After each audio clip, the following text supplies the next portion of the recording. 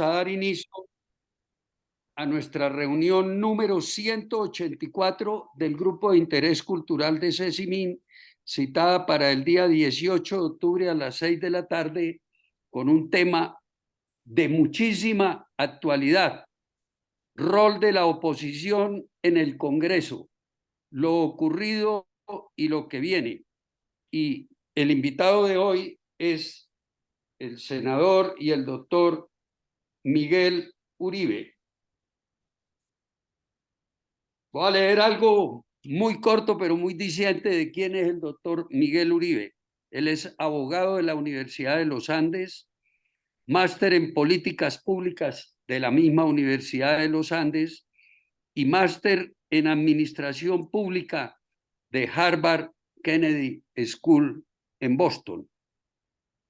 El doctor Miguel Uribe fue concejal de Bogotá durante los años 2012 al 2015, una excelente labor conocida por todos, y en el año 2014 fue presidente del Consejo de Bogotá. Durante los años 2016 al 2018 fue secretario de Gobierno de Bogotá. En el 2019 fue candidato a la alcaldía de Bogotá. Desafortunadamente no salió, pero nunca es tarde, y actualmente es senador desde el año 2022. Y quien nos va a hacer la coordinación o la moderación, David Rueda, es abogado de la Universidad de los Andes. En este momento es candidato a doctor en Gobernanza Global por la Universidad de Salamanca en España. Es magíster en Finanzas de la Universidad de Londres, magíster en Derecho Público para la Gestión Administrativa en la Universidad de los Andes, especialista en Derecho Societario en la Universidad Javeriana de Bogotá, especialista en Derecho Tributario en la Universidad Externado de Colombia, especialista en Gestión Pública en la Universidad de los Andes. David ha sido rankeado por la publicación internacional Best Lawyers en sus, perdón que se me saltó aquí, en sus ediciones del 2022, en 2023, ha sido reconocido como Rising Star del Derecho Tributario por la publicación internacional de Legal 500 en sus ediciones 2023 y 24. David ha sido docente en pregrado y posgrado en las áreas de Derecho de la Empresa, Derecho Tributario, Derecho Penal Tributario, Derecho Administrativo, Análisis Económico del Derecho en la Universidad de los Andes, la Universidad del Rosario y la Santo Tomás. David actualmente presta asesoría a clientes nacionales e internacionales en las áreas de Derecho Empresarial, Concursal y Derecho Tributario.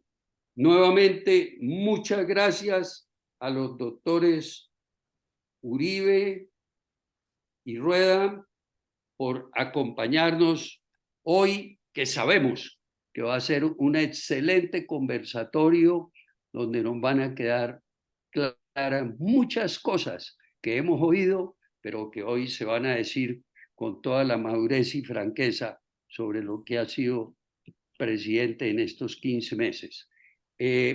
David, tienes la palabra y tú pues vas a comentar un poquitico cómo va a ser la reunión, y le agradezco a todos los participantes, que ya tenemos un buen número y seguro que van a seguirse conectando.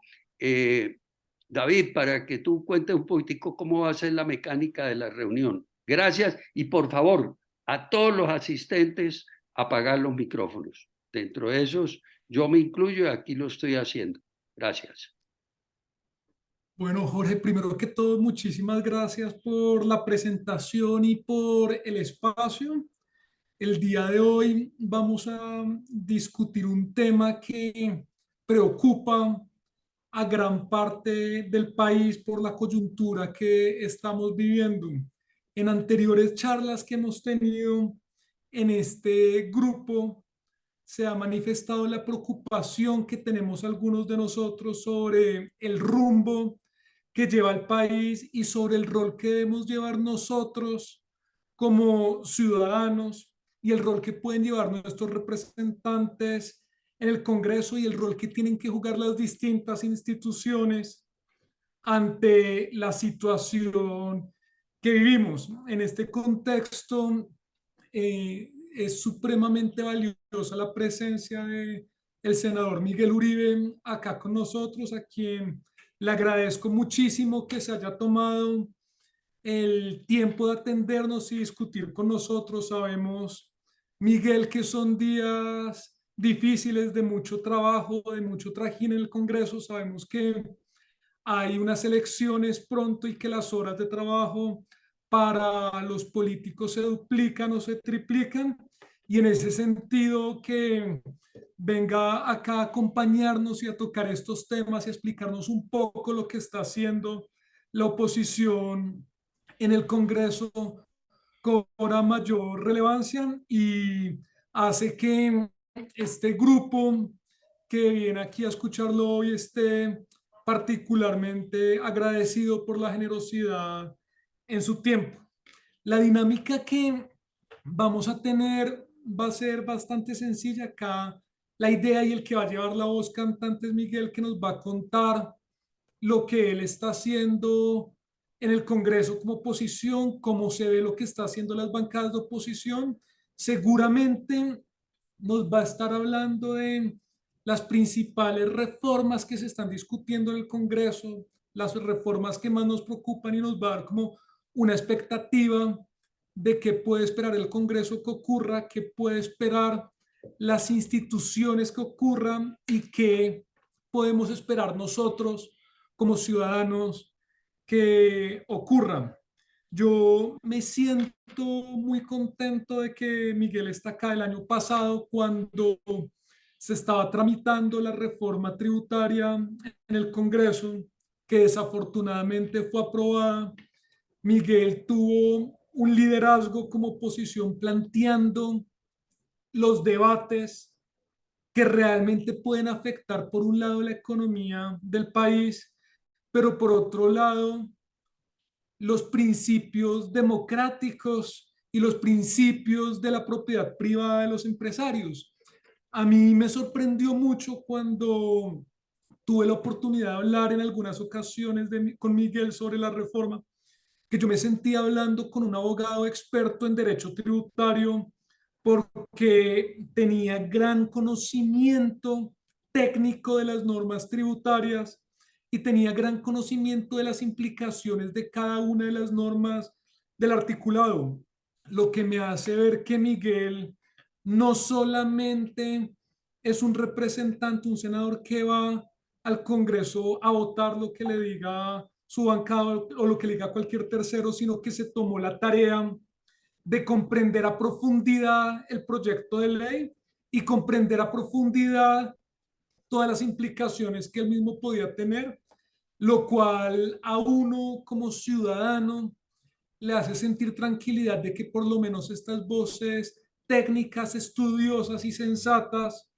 están estando en el Congreso y están haciendo una oposición seria ante las reformas que quiere presentar el gobierno, y está haciendo en últimas una posición democrática donde lo que está primando es el conocimiento técnico de las reformas y, por otro lado, algo muy importante que es la fuerza de los argumentos. Pero antes de pasarle la palabra a Miguel, quiero que todos los presentes tengamos presente cómo funcionan los roles que tienen las distintas bancadas en el Congreso.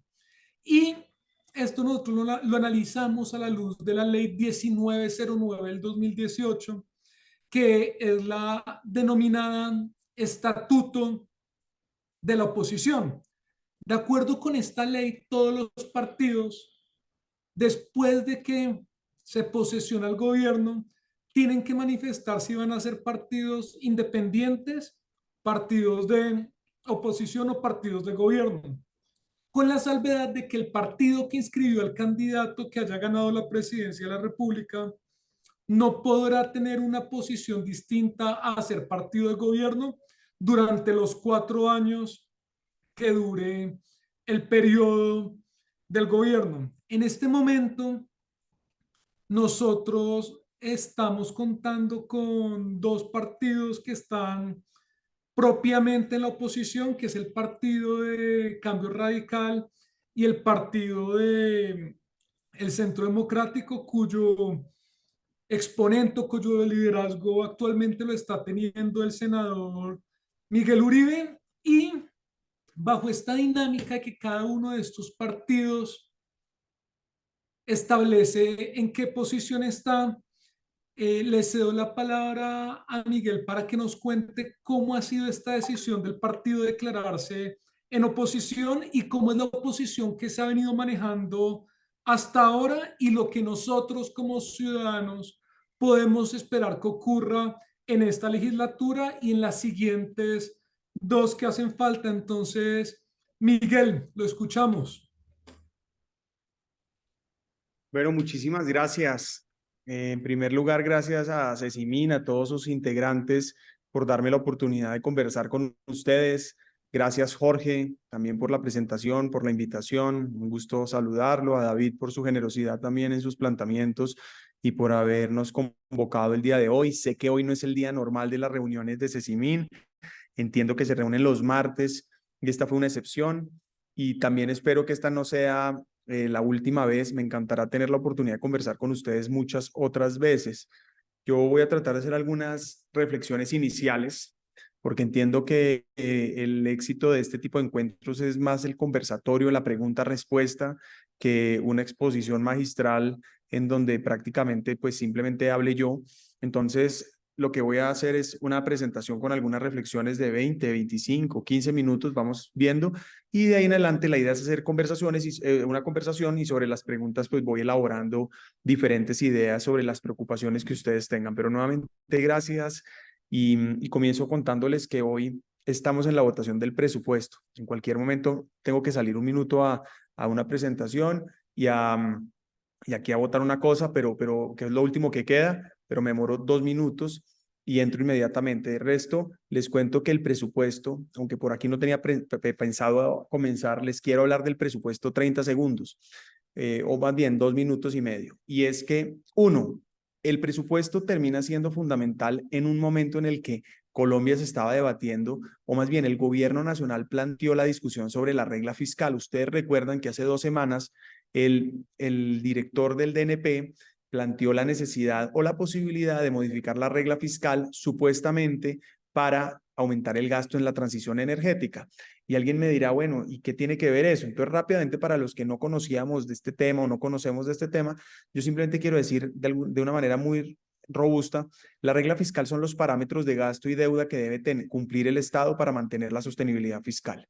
Y prácticamente si eso no se cumple, podríamos correr el riesgo de quebrar el país y llegar a unos escenarios que nunca Colombia ha tenido. Y además vale la pena decir que Colombia es el país más estable en materia fiscal desde hace 120 años, comparada a la región. Es decir, mientras que Colombia solo ha tenido 4 años de crecimiento negativo, por ejemplo, pues crecimiento económico negativo o de crecimiento, los demás países de la región han tenido entre 16 y 30 años, mientras no hemos tenido que renegociar la deuda, los otros países de la región la han renegociado entre 2 y 9 veces. Y mientras no hemos tenido ningún episodio de hiperinflación, América Latina, los otros países han tenido entre 1 y 15 episodios de hiperinflación. ¿Por qué digo eso? Porque cumplir la regla fiscal se hace fundamental para la confianza del mercado. Hoy yo soy ponente y planteé en mi ponencia prácticamente que si bien el gobierno dice ya, y me excusan la palabra, reculó en que no va a modificar la regla fiscal, porque al final, ¿por qué les interesa modificar la regla fiscal? Porque quieren ampliar la capacidad de gasto y deuda para obviamente hacer política, ¿no? Pero el punto es, si ya dicen que no lo van a hacer vía ley, que es la manera de modificar la regla fiscal, lo podrían hacer eventualmente por el presupuesto de manera fáctica, digamos, de hecho, y eso sería un problema porque podrían llevar a quebrar el país rompiendo la regla fiscal. Y termino con esto. el gobierno, ¿por qué podrían quebrar el país? Porque están aumentando, este gobierno está aumentando en 80 billones el gasto y está haciendo cuentas alegres porque no tiene las fuentes de financiación. Incluso el Comité Autónomo de la Regla Fiscal, que es un comité adscrito, autónomo, independiente y permanente del Ministerio de Hacienda, que los expertos dicen, ojo, ustedes tienen alrededor de 57 billones de pesos que no tienen certeza de dónde van a sacar.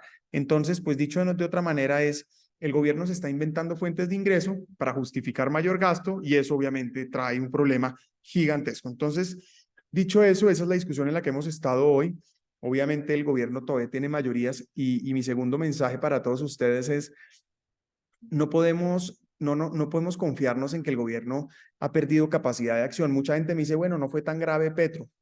Y yo le digo, ojo, me dije, ¿por qué dice eso? No, porque no pudo pasar la reforma.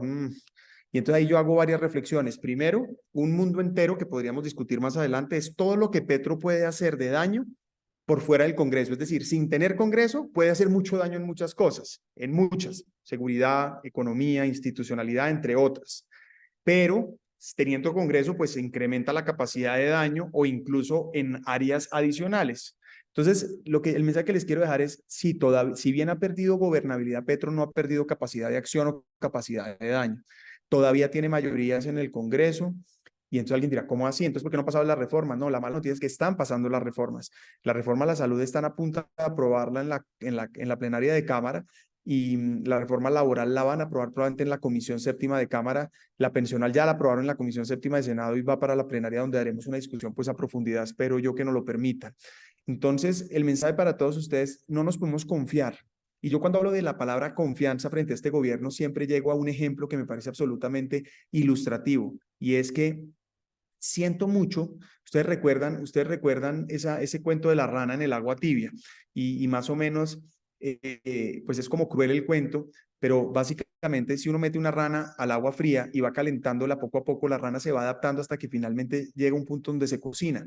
Si usted mete la rana, esa misma rana en agua caliente, la rana toca el agua y sale. Yo a veces siento, Jorge, David y los demás amigos de hoy, que nos está pasando lo de la rana que cocinan. Estamos normalizando, estamos adaptándonos a lo que está pasando y cuando menos nos demos cuenta va a ser demasiado tarde. Entonces, segundo mensaje, que hoy lo estamos viendo además con este presupuesto, es Petro tiene tiene mayoría en el Congreso todavía. Ahora, si es una mayoría más pequeña, si es una mayoría más costosa en términos económicos y burocráticos, es decir, es muy cuestionable esa mayoría. Tercero, es menos eficiente, es decir, o más bien, es menos eficiente, porque al final pues lo logra, pero con mayor costo y mayor tiempo. Y pues evidentemente es susceptible de que la rompamos. La anterior era, la mayoría con la que comenzó era mucho más fuerte. Alguien dirá, y bueno, ¿y cuál es la diferencia de las dos mayorías? Al comienzo tenía unas mayorías institucionales, si se quiere, acuerdos políticos compartidos. Ahora tiene unas mayorías individuales con congresistas muy puntuales con los que ha hecho pues una transacción. Entonces todavía mantiene.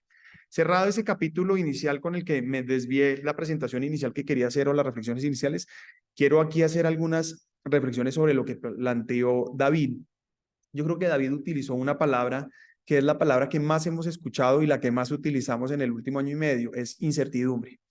Incertidumbre hay en todos los campos, en lo personal, en lo individual, en lo colectivo, en lo público, en lo profesional, en todo. Y hay incertidumbre porque estamos frente a un gobierno que es muy complejo de analizar, pero además es un gobierno, y lo tengo que decir con claridad, mentiroso, ¿no? Nosotros vemos un gobierno que dice cosas que no hace, o más bien, o viceversa, no dice cosas que está haciendo.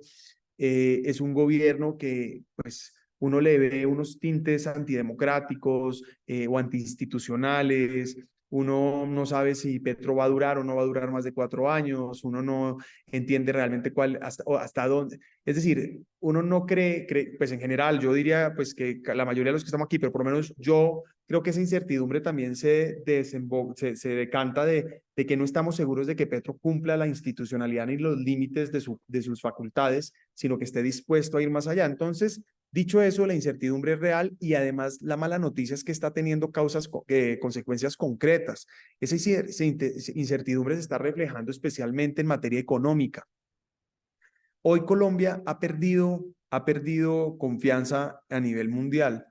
Si ustedes miren, si aquí yo les pudiera presentar unas gráficas por ejemplo, de los CDS, que son los Credit Default Swaps, o básicamente dicho de otra manera, es el indicador con el que se mide el costo de la prima de riesgo del país. Ustedes lo que van a encontrar es que desde que ganó Petro, ese indicador se subió. ¿Qué quiere decir eso en otros términos? Es que la prima de riesgo de Colombia es mayor a los otros países de la región. ¿Eso qué quiere decir? Pues que tiene mayor riesgo país. Lo segundo, la tasa de interés, el costo de la deuda.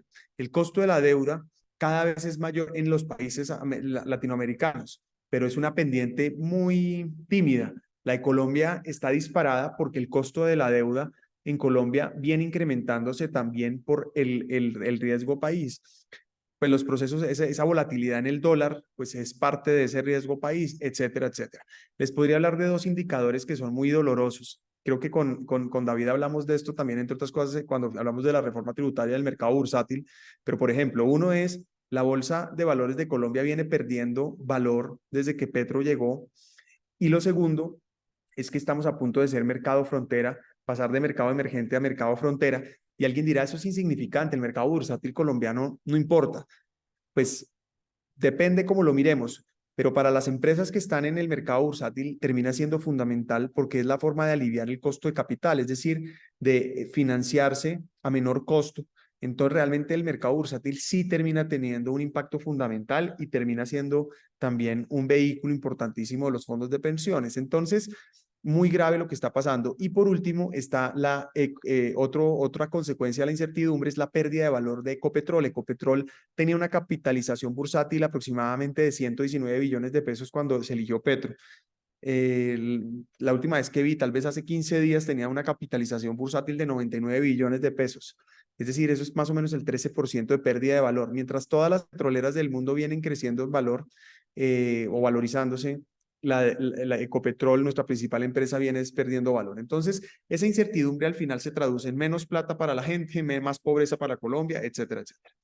Y bueno, y obviamente está el tema de crecimiento económico, que ya tenemos un crecimiento económico paupérrimo, pues hoy salió el dato, los últimos datos, vamos a terminar con un crecimiento de alrededor del 1%, 1.2, una cosa así de ese estilo, si es que no quedamos por debajo del 1. Y eso va a tener un impacto que el gobierno aún no ha calculado. Bueno, pero entonces uno diría, bueno, la incertidumbre, ¿cómo la mitigamos? Yo he construido una tesis y si yo les preguntara a ustedes cuál es la fórmula de la incertidumbre para combatirla, rápidamente llegamos, pues necesitamos reglas claras. ¿Y las reglas claras, cuál es? Perdón, voy a parar 2 segundos, hago esto, tengo que responder aquí una cosa y ya vuelvo. Me demoro de verdad 1 minuto y medio, Dale, perdón. tranquilo, Miguel. No te preocupes.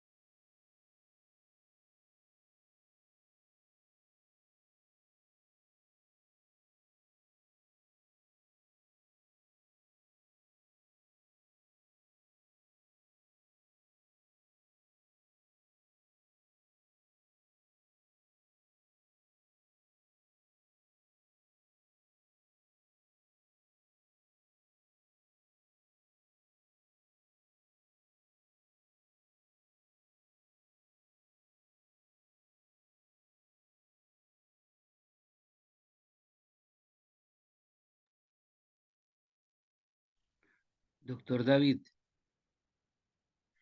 Un pequeño interrogante aprovechando la espera del senador. De todas las incertidumbres, una de las más grandes es lo de la reforma a la salud. Específicamente de eso, ¿se va a tocar ese tema?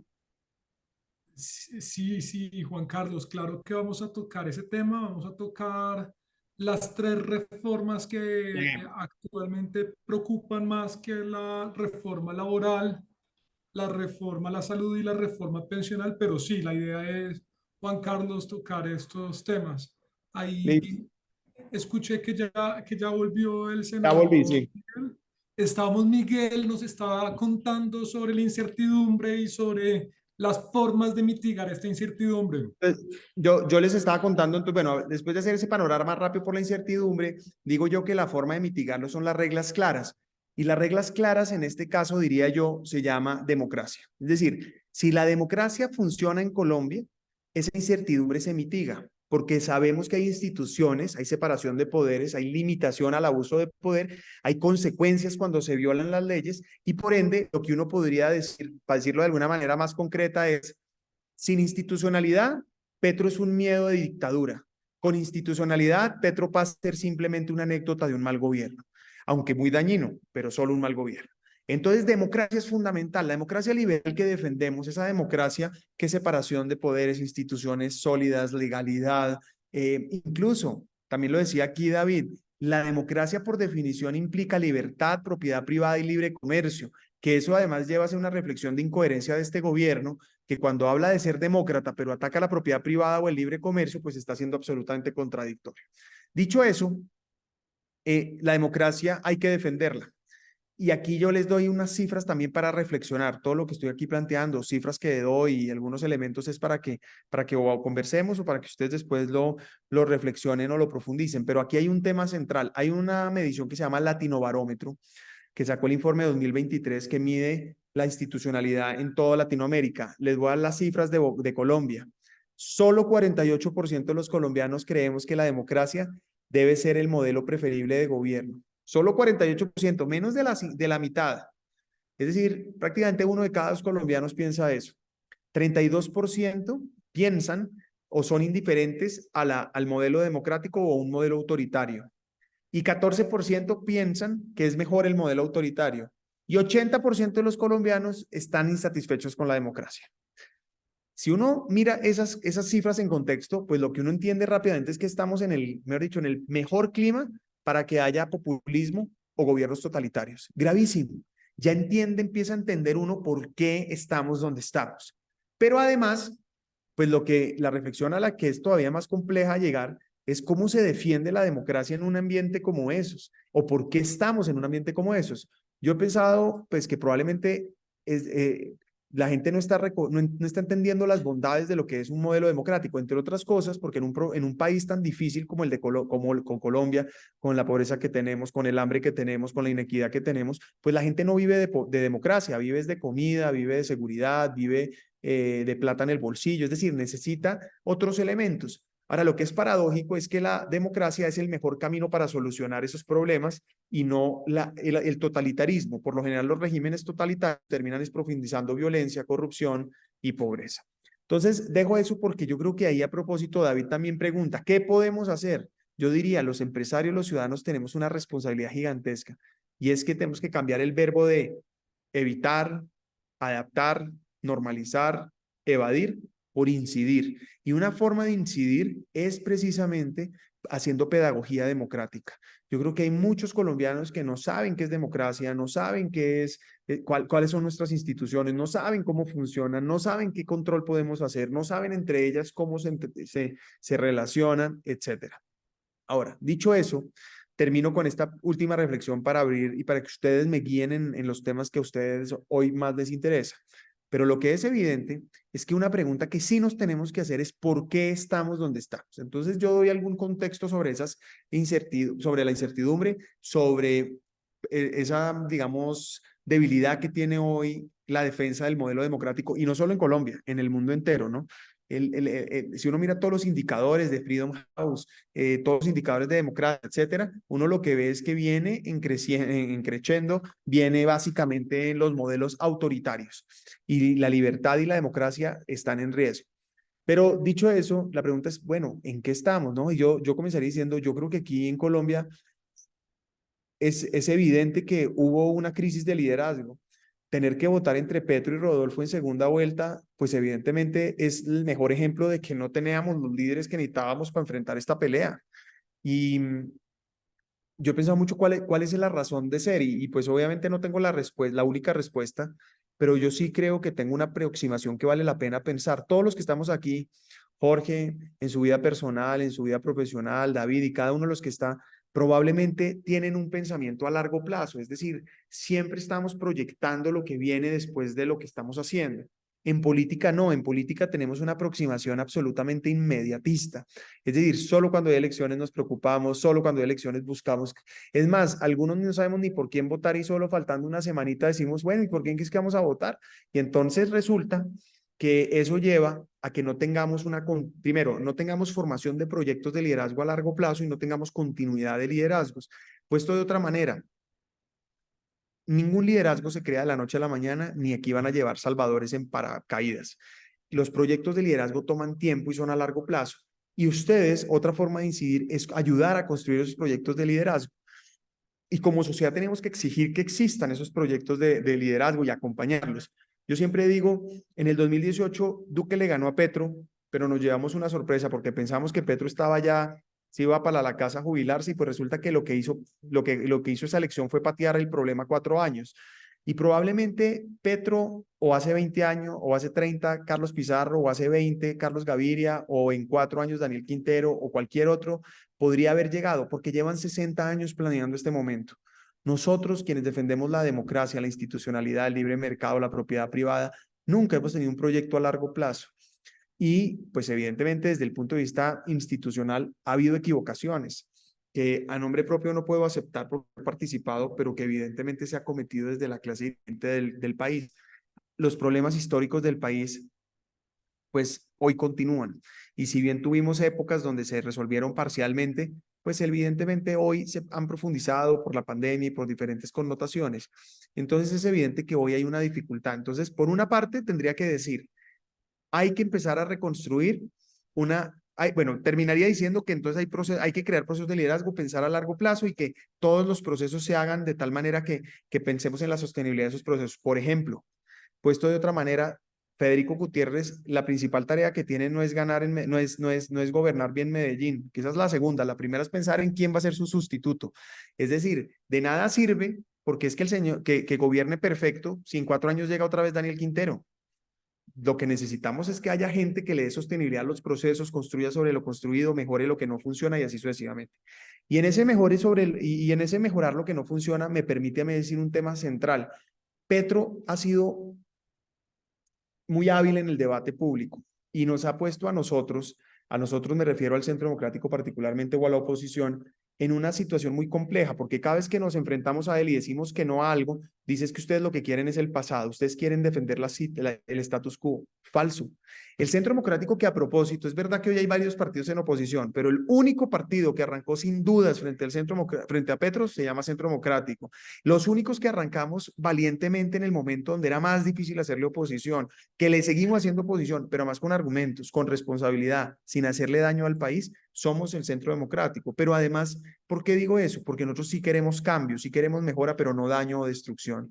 Nosotros sí queremos, a cada crítica la acompañamos con una propuesta. No hay una sola reforma a la que no le estemos haciendo contrapropuestas o contrarreformas. El problema de fondo es que Petro tiene una ideología que nos lleva absoluta, o más bien, prioriza la ideología sobre la técnica y nos lleva a falsos dilemas. La ideología termina llevando a falsos dilemas, o vida o economía, o cambio climático o explotación de hidrocarburos, o salud, o EPS, etcétera, etcétera. Entonces van jugando con unos falsos dilemas que no permiten conciliar. Y ahora salieron con el cuento de que hay que hacer un gran acuerdo nacional. Yo siempre digo, eso es mentira, porque Petro se sienta a hablar, pero no escucha. Petro no acuerda, Petro solo impone. Entonces, con eso termino para decirles que yo creo que aquí hay que hacer un esfuerzo para construir esos modelos de liderazgo que tenemos que llegar y sacar adelante. Y pues obviamente el contexto en que les doy hoy, pues de la oposición, es que hay que seguir haciendo, nosotros estamos haciendo oposición siempre pensando en Colombia, porque la oposición que hizo Petro fue muy fácil. Fue hacerle daño a Duque, pero al mismo tiempo daño a Colombia. ¿Cómo hacemos nosotros entonces? Ha sido la pregunta desde el comienzo, una oposición que evite el daño que Petro le hace a los colombianos, pero al mismo tiempo construya un mejor país. Y eso lo tenemos que seguir haciendo porque la gran conclusión no de esta charla, sino de lo que debería ser estos 4 años de oposición, es ganar en el 26 con un nuevo rumbo, no retomar el rumbo. Ya Colombia votó en contra del rumbo que teníamos. Y que a Petro le vaya mal no quiere decir que a nosotros nos va bien, quiere decir que tenemos la opción de construir un nuevo rumbo. Y el nuevo rumbo también lo construimos con ustedes, lo construimos entre todos. Miguel, muchísimas gracias por esta introducción de cara al rol que debemos tener los ciudadanos. Pareciese que en el debate o lo que la oposición puede decir, por sensato que sea, no es muy atractivo. La gente quiere escuchar que venga alguien y diga, yo le voy a solucionar todos los problemas, vote por mí y cambio todo, y eso seduce a la gente. Y haciendo como una analogía, si un tipo quiere levantarse una novia, se la levanta más fácil si le promete el cielo, la tierra y las estrellas, a que si le da un choque de realidad diciéndole, yo con usted no quiero nada serio, no quiero a largo plazo, yo quiero esto y aquello.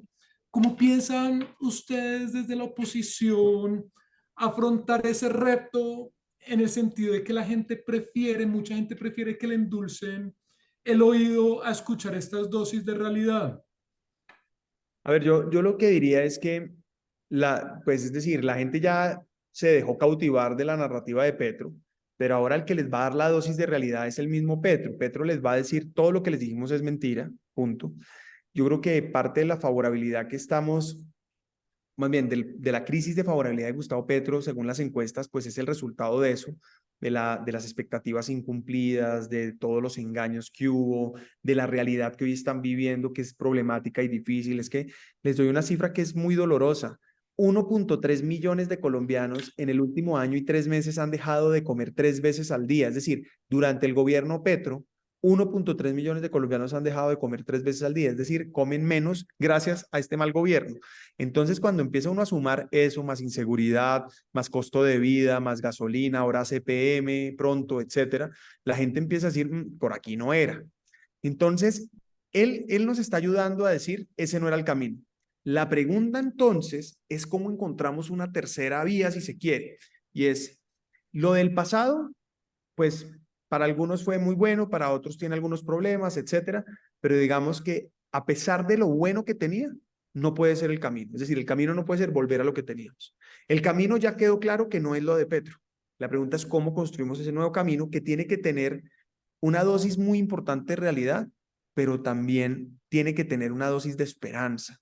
Y eso que me estás preguntando, David, lo tenemos que construir con ese parámetro para poder construir un plan que la gente entienda que sí es posible superar los problemas de inseguridad, los problemas económicos, los problemas ambientales, las causas sociales de manera sensata. Y además yo le agrego una cosa, sin esperar tiempo. Yo creo que nosotros nos acostumbramos a que los problemas entonces tienen que tardar años en solucionarse. Hay problemas que podemos solucionar rápidamente y no tenemos por qué resignarnos a vivir en un país con corrupción, violencia o pobreza. Entonces diría yo que hay que encontrar ese equilibrio, pero la respuesta es que hoy tenemos el clima apropiado para hacer eso. Yo le cuento mucho a la gente y digamos, si los invito a reflexionar sobre eso. Paradójicamente, Petro está reivindicando todas las causas que atacaba. Por ejemplo, el petróleo.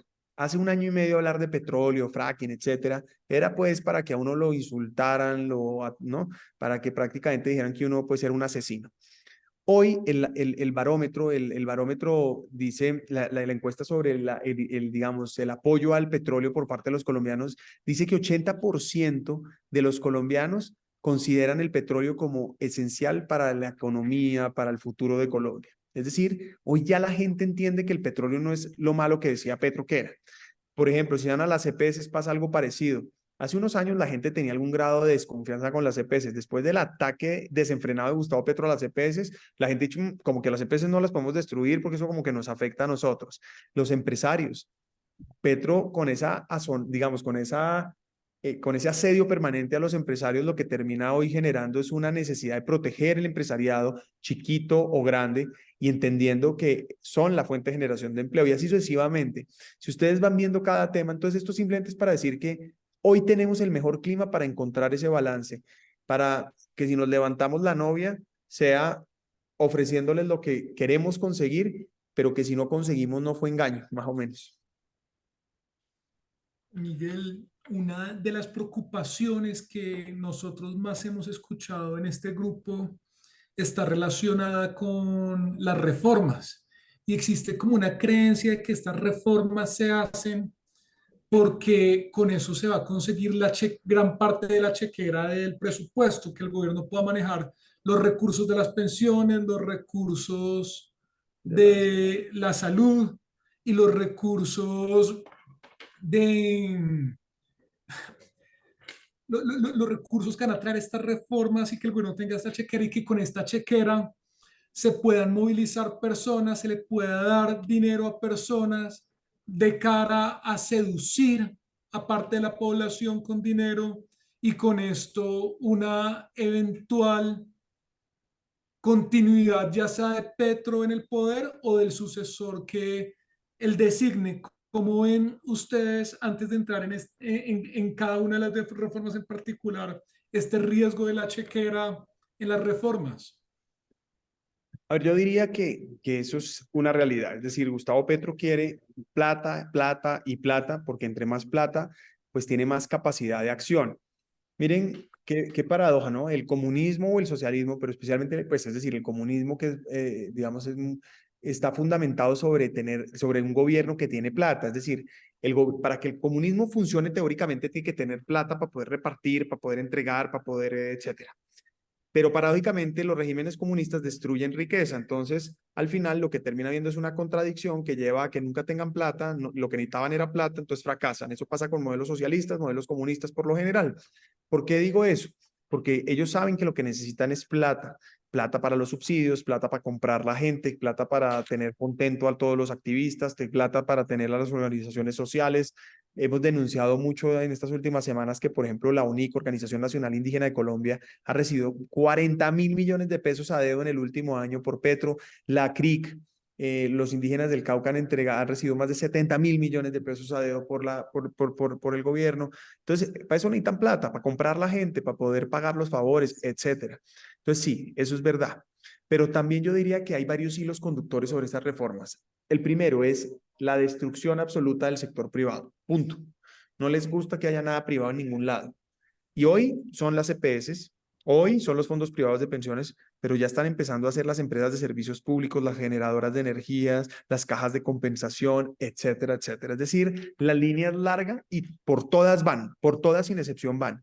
Entonces, tenemos que estar atentos y alerta.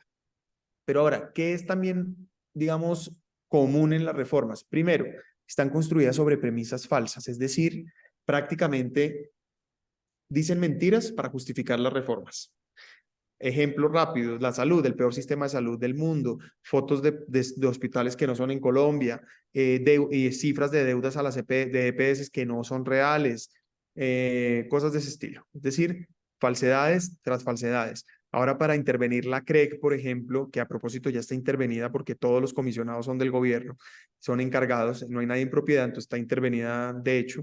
Entonces, para intervenir la CREG o para poder afectar en los mercados regulatorios, lo que está diciendo es la inflación en la electricidad es gravísima, y entonces da cifras de la OCDE que además reflejan, mejor dicho, utiliza cifras que no están respondiendo a lo que él está diciendo. Por ejemplo, en esa, no sé si recuerdan, estaba diciendo que la inflación en Colombia era una de las inflaciones más grandes en materia energética de la OCDE, pero el 60% de esa inflación representaba el costo de la gasolina. Entonces, al final, pues estaba omitiendo que el incremento no es el problema de la electricidad, sino el problema era de la gasolina. Bueno, así sucesivamente. Entonces, premisas falsas. Lo segundo es que diagnostica problemas que no resuelven, es decir, el core de las reformas no atacan el problema que se supone que deberían atacar, y eso pasa con todas. Entonces yo, digamos, simplemente le diría que sí, tiene razón, eso es lo que quieren, plata. Ya les di el ejemplo hoy del presupuesto para no repetir, pero es cada vez generando, incrementando gastos, supuestos gastos que no tienen ni siquiera los ingresos, pero que les interesa es gastar, gastar y gastar, especialmente en funcionamiento y contratistas para comprar gente, como acabo de mencionar. Y por último, pues estas premisas que son verticales a todas, o transversales a todas las reformas, a las que están y a las que vienen. Miguel, a mí muchas veces me han preguntado, ¿hay algo bueno en el gobierno Petro? Y mi respuesta tajante siempre ha sido, no, no hay nada bueno en este gobierno. ¿Esa respuesta que doy es injusta o ustedes como oposición rescatarían algo bueno del gobierno? No, yo creo que es absolutamente justa, pero a ver, el gobierno de Petro nunca debió haber llegado. Y el gobierno de Petro no tiene, es decir, aquí falsamente hemos repetido que Petro es el único gobierno, el primer gobierno de izquierda que ha tenido Colombia. Falso, eso no es cierto. Colombia ha tenido gobiernos de izquierda en el siglo pasado. Lo que hoy estamos teniendo es la primera vez que tenemos un gobierno de un exguerrillero, que de manera que lo indultaron y que llega al poder por vía democrática, ¿no? Aparentemente. Entonces, dicho eso, ahí es donde tenemos un reto gigantesco, porque al final el gran problema de Petro no es la ideología. Yo creo que nosotros también tenemos que entender que aquí el problema no es ser de izquierda o derecha, es más, eso ya está mandado a recoger, digo yo digo que las buenas ideas y las soluciones no tienen ideología. Y hoy ya hay un consenso sobre cuáles son las causas y problemas que tenemos que atender. La pregunta es cómo, y pues ahí tenemos una diferencia. Pero yo creo que esas diferencias las resuelve la democracia fácilmente, y para eso son las elecciones justas y libres. El problema de fondo no, entonces no es la ideología, el problema es que Gustavo Petro es absolutamente antidemocrático, y si aquí habláramos de lo que eso implica, pues podríamos hablar del ataque a la prensa, ¿no? 2 puntos, un ataque en promedio cada 2 días según la Fundación para la Libertad de Prensa, la alianza con narcos y criminales, etcétera. Es decir, si uno empieza a ver todos esos digamos, síntomas del talante antidemocrático de Gustavo Petro, pues entendemos que ese es el riesgo real de la presidencia que hoy tenemos. Entonces, decir, ¿qué es lo bueno de él? Pues yo diría, nunca lo debimos haber tenido como presidente, pero diría, a mí que me parece interesante es que no como bueno, porque bueno sería que haya menos personas pobres, que haya menos hambre, que haya más seguridad, que haya más oportunidades, que haya más equidad social, todo eso, pero nada de eso va a haber, ni hay, ni hubo, ni va a haber en este gobierno. Pero el punto es, creo que está generando una conciencia, a ver, varias cosas. Primero, una conciencia de la necesidad de participar, de ser activistas, de involucrarse. Aquí los ciudadanos, muchos ciudadanos que no querían trabajar o participar en política, hoy dicen, parece que sí nos toca. Lo segundo es que de una vez por todas desmitificó lo que en esta generación, porque yo lo repito, hace años hemos tenido, pero en esta generación se califica como izquierda. Ya quedó claro que no funciona lo que ellos proponen. Básicamente está reivindicando las causas que está atacando paradójicamente, como ya más o menos expliqué. Entonces, ese tipo de cosas que yo no llamaría buenas, porque no creo que sea, es decir, no es justo decir que eso es bueno, porque estamos corriendo un costo gigantesco por cada cosa, pero al final, pues nos permite, nos da la oportunidad de reconstruir esa nueva visión alternativa de futuro, que es la que deberíamos estar construyendo para lo que viene.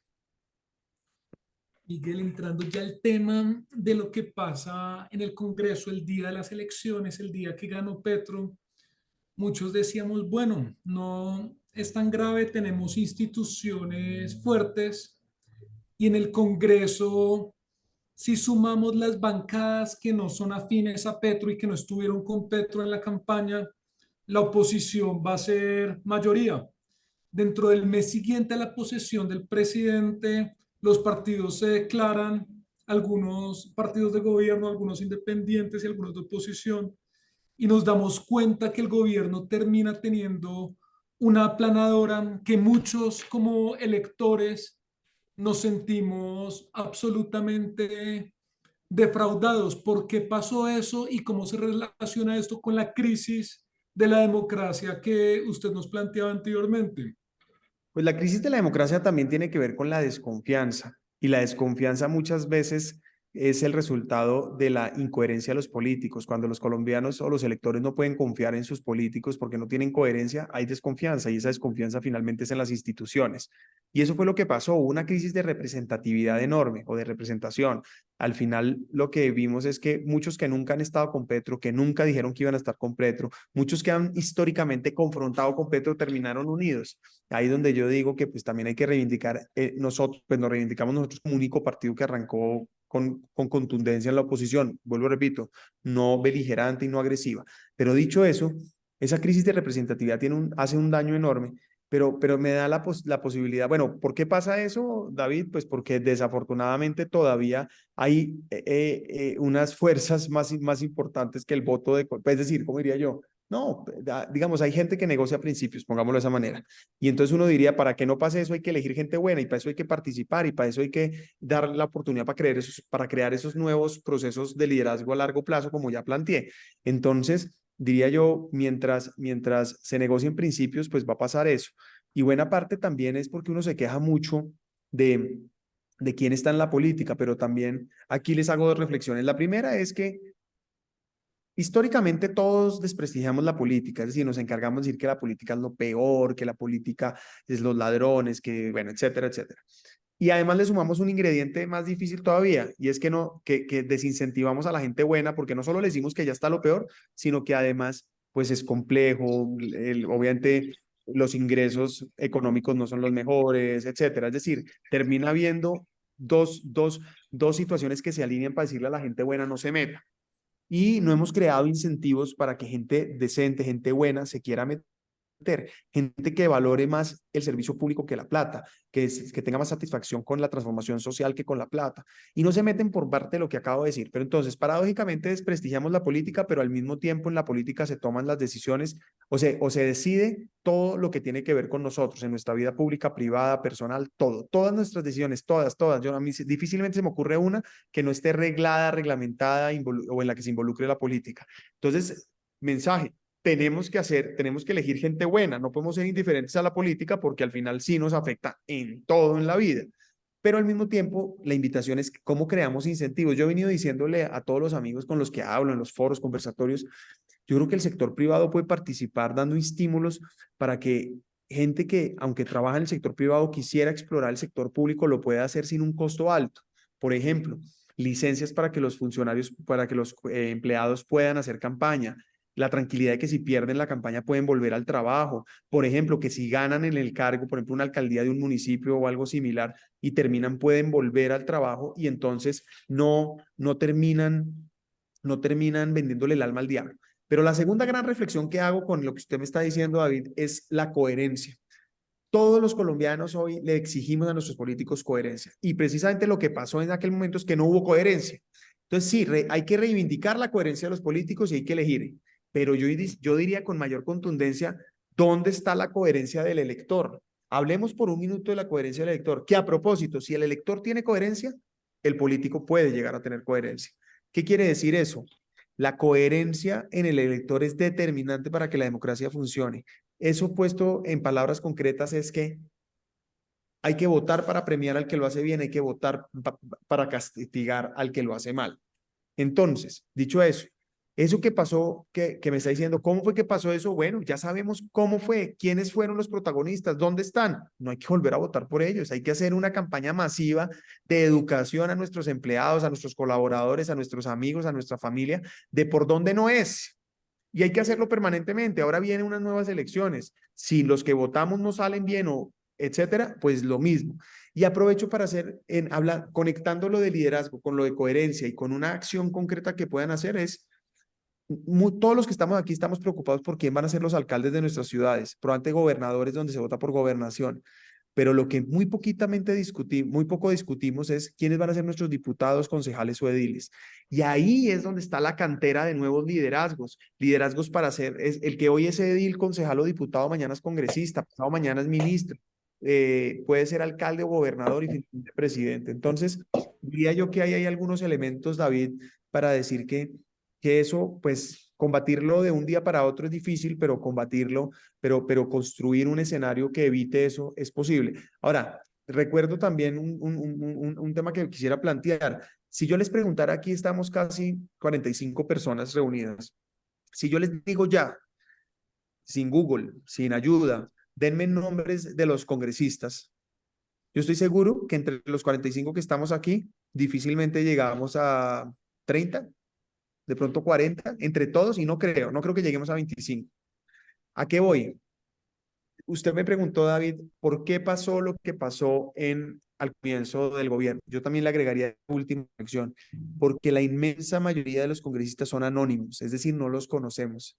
Y para que haya accountability, para que haya rendición de cuentas, para que la gente haga responsable a sus representantes o a su senador, pues prácticamente necesita conocerlo, que sea público, que sepamos quién es, cómo se llama, dónde está, la cara, etcétera.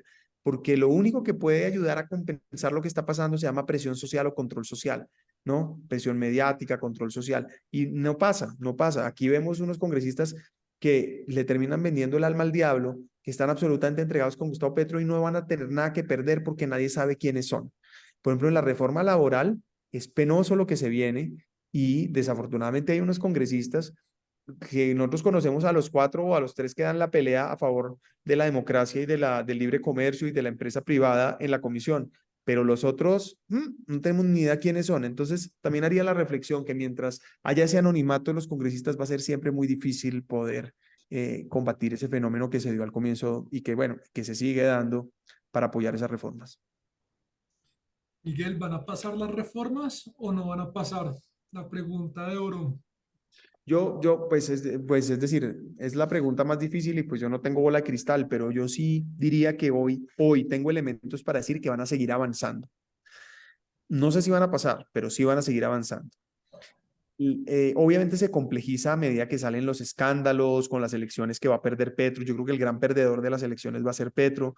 Entonces, todo eso va a llevar a que sea más difícil que puedan salir, pero es evidente que van a seguir avanzando. El mejor ejemplo es la reforma a la salud. Ya va, con contundencia le puedo decir, sí van a salir, sí va a salir de la plenaria de la Cámara, a menos pues de que pasara un milagro que no va a pasar, va a salir y eso va a llegar a la Comisión Séptima del Senado, donde tocará dar una pelea. Ahora, ¿qué se encuentra uno mucho? Uno va y le dice a los de la Cámara que de otros partidos, oiga, no, voten eso.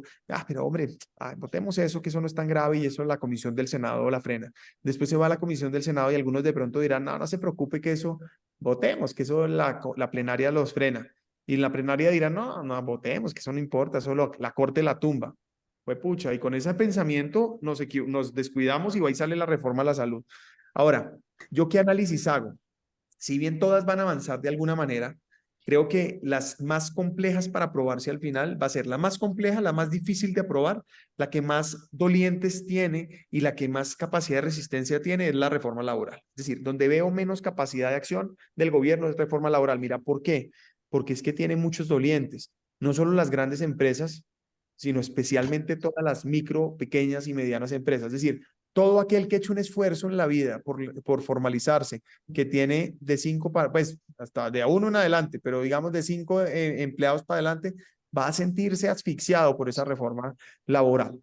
Lo segundo, la segunda que yo siento que se va, digamos, bueno, entonces esa es la que más va a pasar, la que menos puede pasar, pero va a avanzar. Porque vuelvo, repito, creo yo que en la Comisión Séptima de Cámara sí o sí la aprueban. Y ahí habrá una discusión muy grande sobre el tema de derechos colectivos y derechos individuales. Lo segundo es que la que yo creo que más fácil pasa es precisamente la pensional, que es muy grave. ¿Y por qué? Porque no tienen los mismos, porque tienen muy poquitos dolientes. Y los dolientes de la pensional, que paradójicamente deberíamos ser todos los colombianos, entre otras los que ahorramos, pues nos vamos a encontrar con que los que a los que peor les va a ir es a los que no han nacido. Los fondos de pensiones que les va a ir mal, pues son muy poquitos y tienen un estereotipo o un estigma encima. Entonces, dicho de otra manera, yo creo que y bueno, y tiene una complejidad adicional, la pensional es más compleja de entender.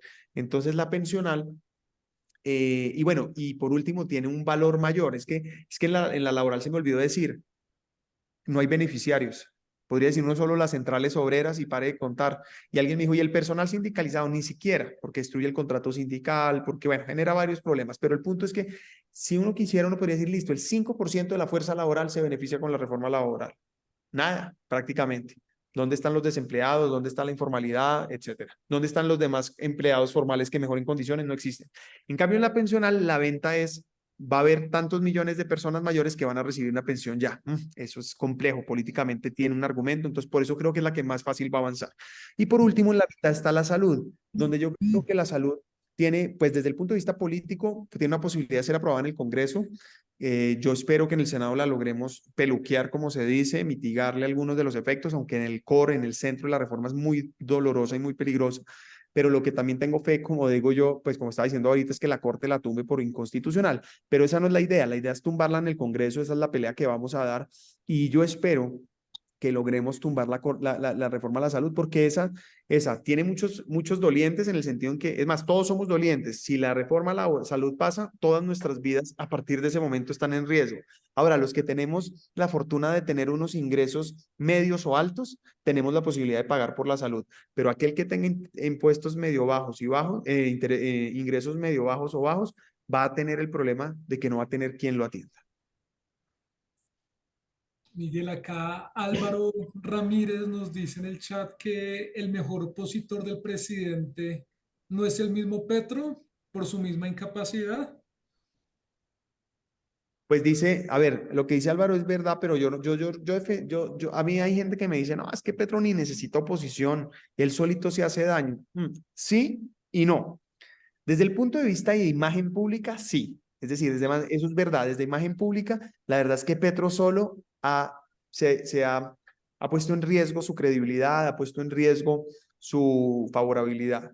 Pero desde el punto de vista de capacidad de acción y de daño, claro que es la oposición la que lo ha frenado en lo que hemos podido. No hemos llegado al estado ideal, pero como por ejemplo bien lo decía al comienzo David con la reforma tributaria. La reforma tributaria, si no hubiera sido por el trabajo que hicimos en la oposición, hubiera sido mucho peor. Y bueno, y hoy tenemos la confianza que algunas de esas demandas de inconstitucionalidad ya están saliendo algunas y esperamos que la que hicimos, por ejemplo, yo demandé por inconstitucionalidad el trámite, espero que salga y fue admitida en la Corte. Pero el punto es que, claro, son dos cosas diferentes. Entonces, en imagen pública, sí, él solito se hace daño, pero desde el punto de vista de frenar la capacidad de daño, pues ha tenido que ver mucho la oposición. Y pues aquí también tendría que decir, también tenemos que medir que ese daño que él mismo se hace también es relativo, porque igual sigue haciendo daño, como dije al comienzo, sin Congreso, digamos por un minuto que no tuviera Congreso, todavía puede hacer mucho daño y así no tenga favorabilidad, puede hacer mucho daño, porque mucha gente decía, uy, esto va a ser como Samper que se va a encapsular y no va a hacer nada.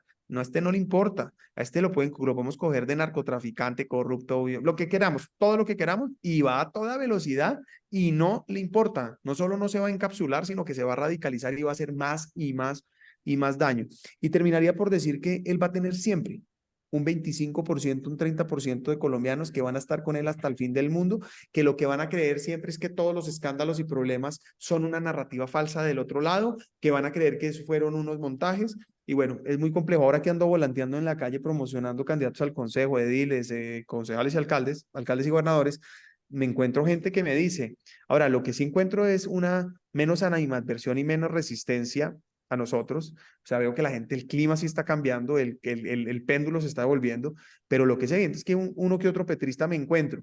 Y cuando me encuentro a veces petristas y son personas, primero no me han insultado, entonces eso hace un año y medio se sentían empoderados por uno insultarlo, hoy no insultan, ¿no? De pronto miran mal, pero no insultan la mayoría. Pero lo que tengo claro es que cuando me encuentro uno como medio con ganas de hablar decentemente, lo cojo y hablo con él y es impresionante lo que uno oye, ¿no? Para ellos la construcción de la realidad, mejor dicho, es una realidad ficticia absoluta, que es la que Gustavo Petro ha construido y es la que vemos en los tweets. Cuando uno lee los tweets de Petro y uno dice, este tipo aquí que está diciendo, está enloquecido, es mentira, bueno, le está hablando a ese 25-30% que lo que cree es como última verdad en el mundo, es eso, lo que él dice, no importa lo que diga un periodista, no importa lo que demuestren los hechos, no importa lo que se exponga, no, es lo que Petro dice. Entonces, sí, Álvaro tiene parcialmente pues digamos, diría yo, es parcialmente cierto, pero yo no subestimaría el esfuerzo que ha hecho. Ahora, vi que también decía Álvaro algo de que no se han aprovechado sus papayazos. Hoy me hacían una pregunta en un medio de comunicación en Barranquilla. Es que es difícil, ¿no? Hay problema tras problema, entonces como que uno no tiene la capacidad de recogerlos y yo creo que sí hemos fallado en la capacidad de comunicación y y en la forma de mantener los temas en la opinión pública de tal manera que no pasen tan rápido. Esa sí es una autocrítica, pues no solo a mí, sino en general, medios de comunicación, oposición probablemente, pero lo que es evidente es que no deberíamos dejar pasar los escándalos cuando aparece el otro, sino deberíamos tener la capacidad de mantenerlos en la opinión pública y poderle recordar a las personas cuál es el impacto de cada uno de esos problemas.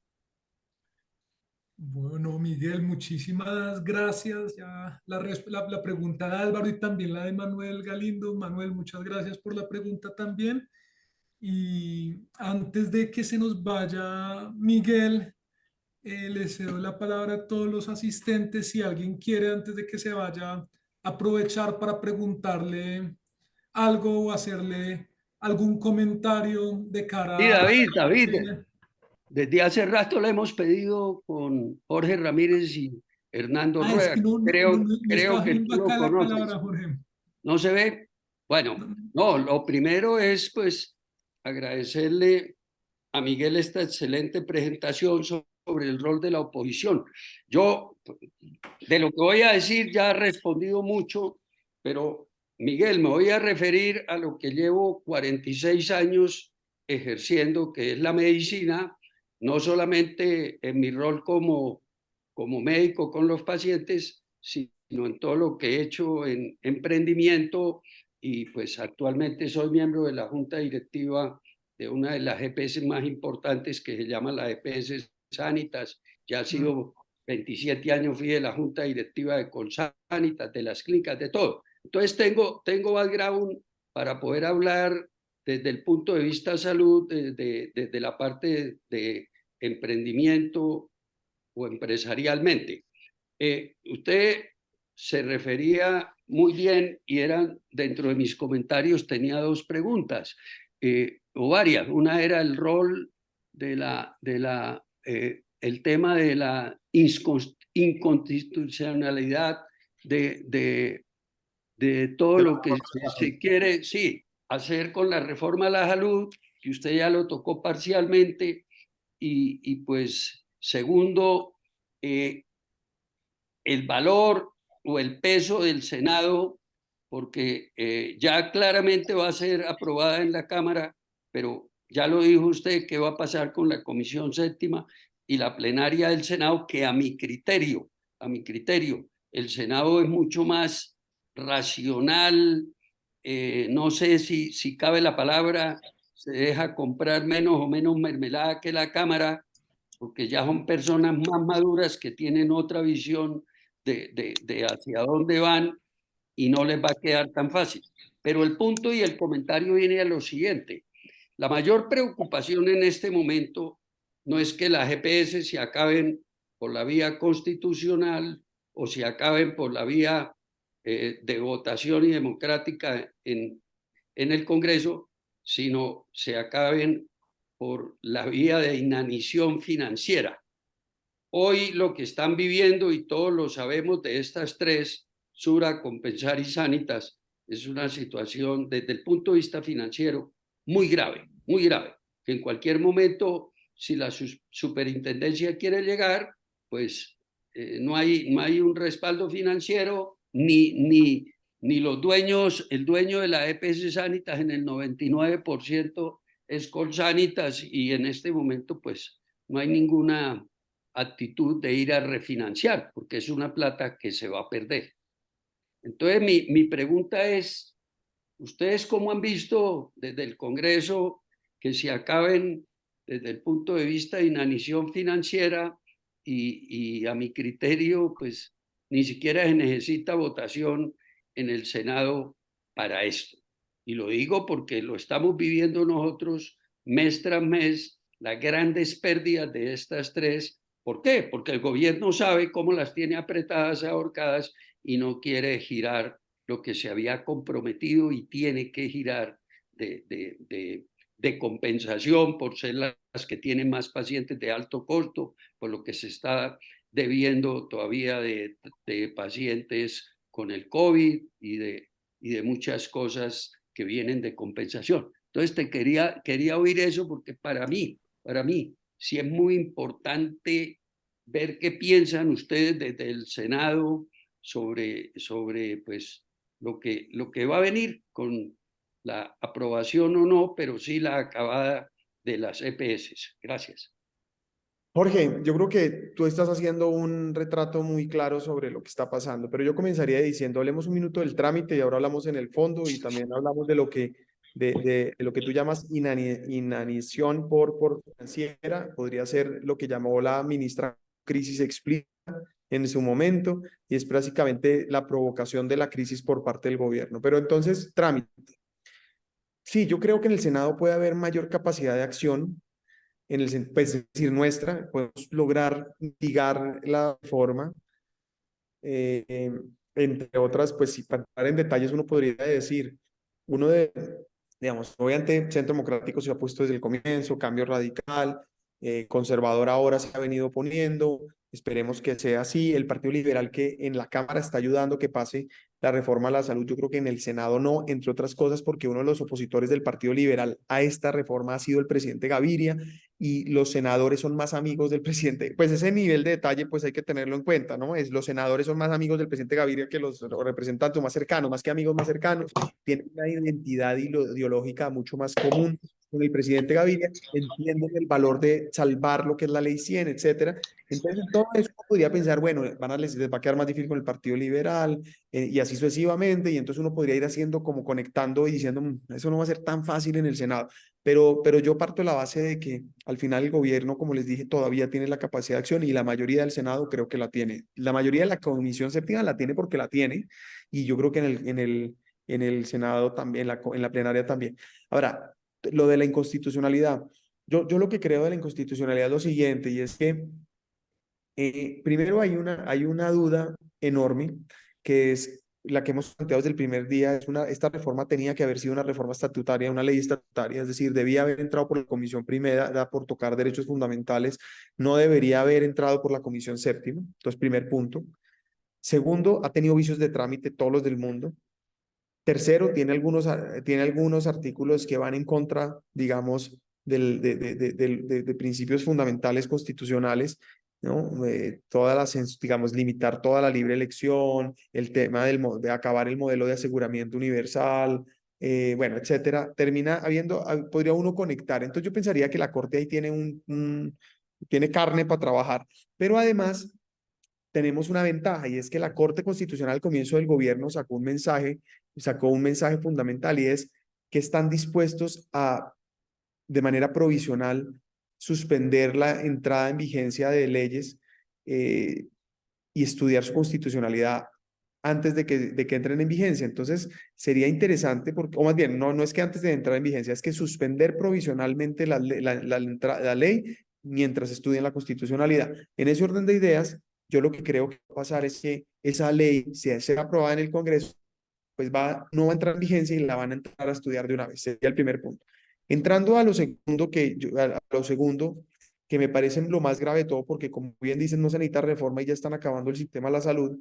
Yo conozco bien el tema, me he reunido con las tres EPS, incluso con todas, con muchas, con los dos regímenes, con tanto EPS subsidiadas, del régimen subsidiado como del contributivo, y es muy doloroso. Hoy, particularmente en el Senado, acabo de presentar una proposición para el saneamiento del sistema de salud. Entre otras, estamos proponiendo que se les pagara 2.3 billones de pesos, que representan a todos los gastos, a los recobros de antes del 2019, del 31 de diciembre del 2019, que van a glosarse y que van a terminar siendo, pues, darse por cartera perdida prácticamente.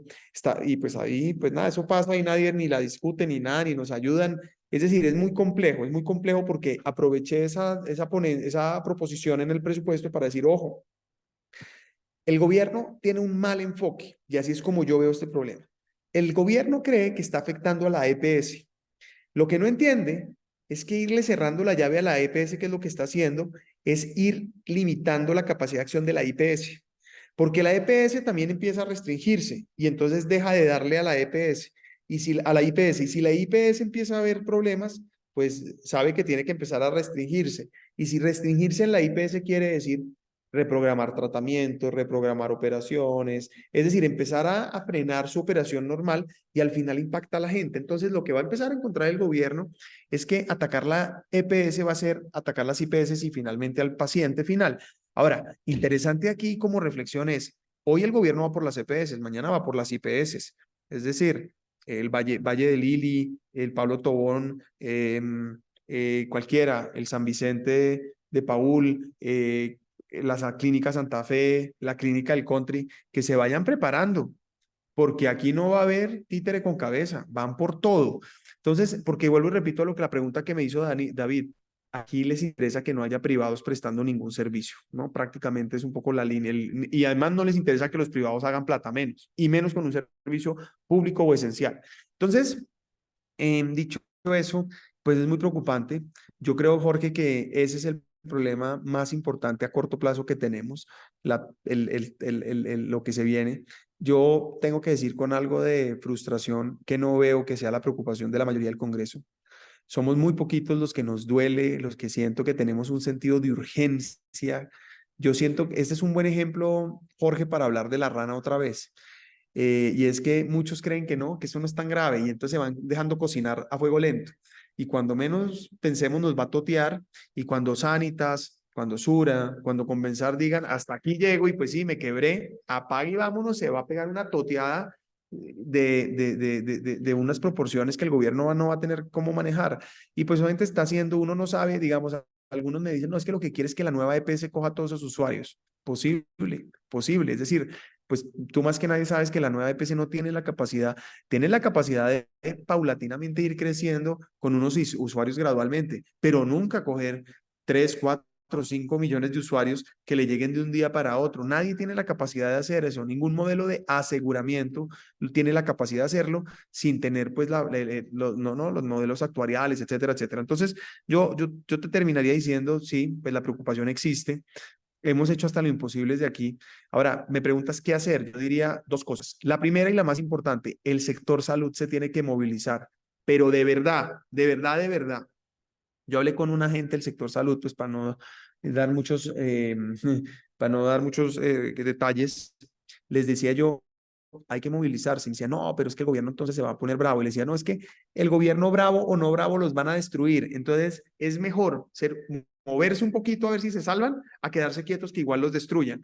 Yo insisto mucho que Gustavo Petro tiene yo digo mucho que yo tengo un doctorado en Petro porque me tocó aguantármelo 4 años en el consejo, ¿no? Yo soy abogado, como ustedes vieron, tengo pues estas 2 maestrías que Jorge dijo, pero tengo un doctorado en Petro, digo yo. Y un amigo me dice que ahora estoy haciendo mi postdoctorado en Petro. Entonces yo conozco a este tipo y les quiero decir lo siguiente, y es que Petro tiene la típica, digamos, psicología de un matón de colegio como un bully. Y no lo respetan a los que se les enfrentan. Ese que se somete se lo comen vivo. Más o menos lo que yo creo aquí que hay que hacer es movilizarse. El sistema de salud te decir, no, no, a nosotros no nos va a acabar así como así. No, no, si nos va a acabar, nos acaba, pero nos acaba peleando. Ahí la cosa cambia. Lo segundo es que tenemos que hacer una campaña de información mucho más profunda, donde los medios de comunicación nos ayuden y hagamos un trabajo mucho más contundente para que la gente entienda qué está en riesgo y cuál es la verdad de este debate. Yo creo que como poquitas cosas en este momento, la reforma a la salud nos puede generar un consenso unánime de el riesgo que representa. Es decir, podemos lograr que gente de todos los espectros políticos digan esto es malo. Pues obvio menos ese 20, 25, 30% de personas que están con Petro. Pero ahí tenemos una opción y eso es lo que hay que hacer. Yo creo que si hacemos eso, a su vez eso tiene una influencia en el Congreso, especialmente en el Senado, y podemos entonces, o sea, es un círculo virtuoso. Si el sector salud se moviliza de verdad, si hacemos esa campaña y mostramos lo que está en juego y los riesgos reales, bueno, y hacemos público a las personas que están dispuestas a votar eso, como dije yo ahora, el tema de anonimato de los congresistas, tenemos un chance. Gracias, Miguel, y comparto perfectamente todas las apreciaciones y todo lo que están buscando es fortalecer irresponsablemente la nueva EPS con 12 millones o 13 millones de usuarios que tienen estas 3 EPS y quieren nombrar a la exministra Corcho de presidenta de ahí para que quede con 23 millones la nueva EPS, que es el fracaso más grande. Gracias.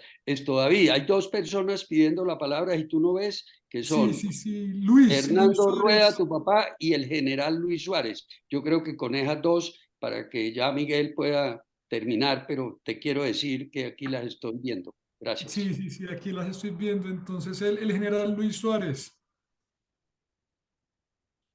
Y Hernando Rueda, ¿no? Sí, sí, sí, pero pues vamos en orden. Primero el general y después Hernando. Como le Bueno, tiene listo. confianza, lo hace esperar. Gracias, David, y a Miguel, pues un agradecimiento muy especial y la invitación de siempre que nos hace Jorge. Pues el panorama que nos pinta realmente es, si era de incertidumbre, ahorita es de caos. Yo sí soy un convencido de que estamos en una ruta crítica y creo que contestaste parte de la pregunta que yo te iba a hacer ahí con con la respuesta a Jorge. Hoy precisamente se radicó en el Congreso, en Secretaría del Congreso, el proyecto de reforma al sistema de salud de la fuerza pública. Y ustedes que están, pues conocen mejor que nada cuáles son los riesgos que se tienen también con esto, comenzando por el simple hospital militar donde estuvo casi 20 años Jorge trabajando. Entonces, coincido plenamente, el presidente Petro puede hacer y está haciendo mucho daño, pero lo que a mí me llama la atención es que volvemos al cuento de la rana, ese cuento lo conocemos todos, pero seguimos adormecidos.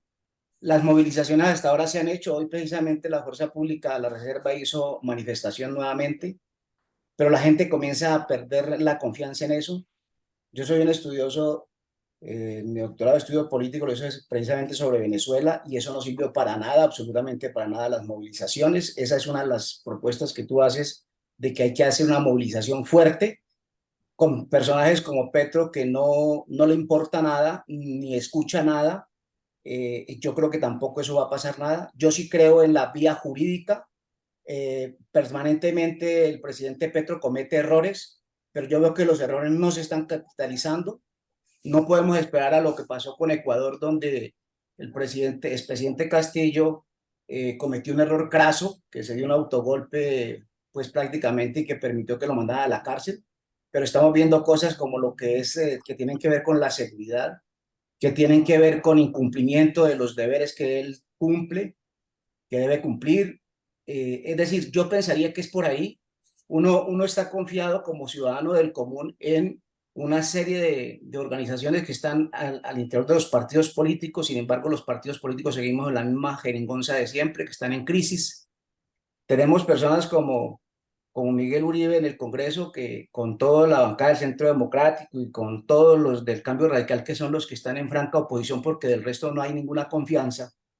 Entonces, la verdad que cuando se difunda este programa, que yo creo que lo vamos a hacer mañana, Jorge, esto va a sensibilizar a la gente, se van a dar cuenta de que esto no es por molestar, que no sigamos pensando que es que esto va bien, esto no va bien, esto va es muy complejo, muy complicado.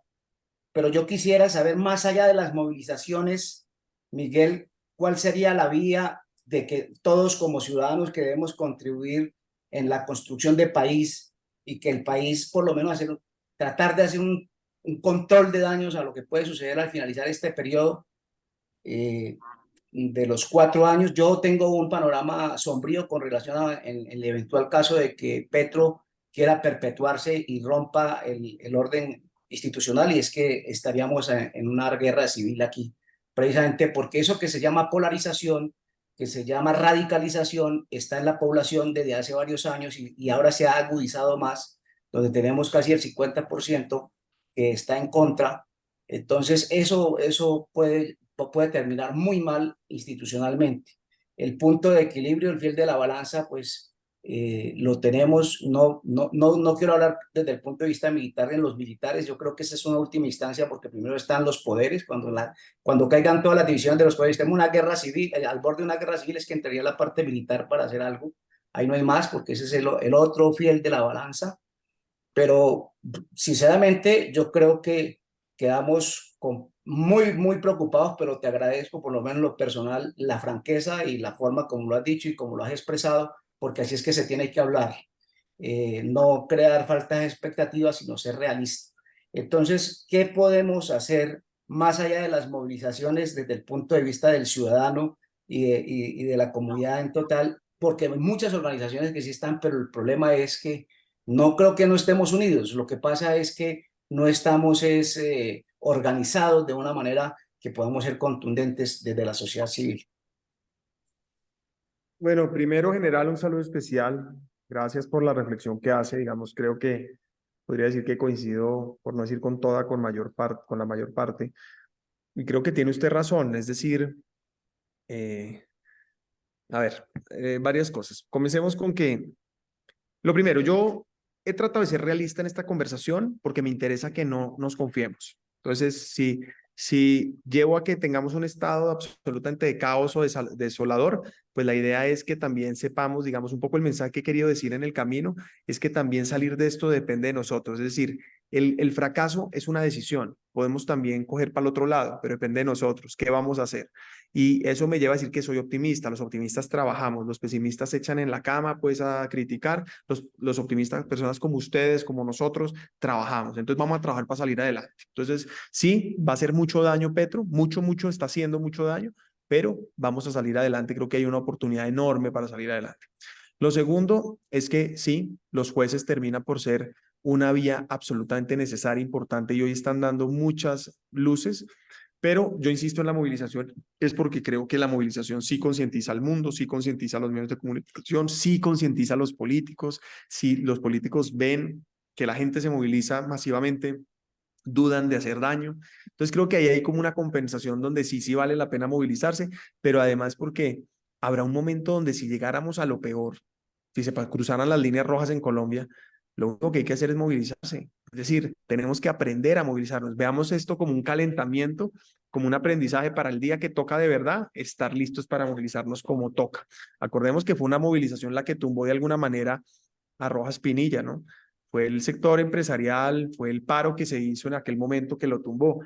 Entonces, no fue ni el ejército, no fueron ni los jueces, no fue nadie, fue la gente.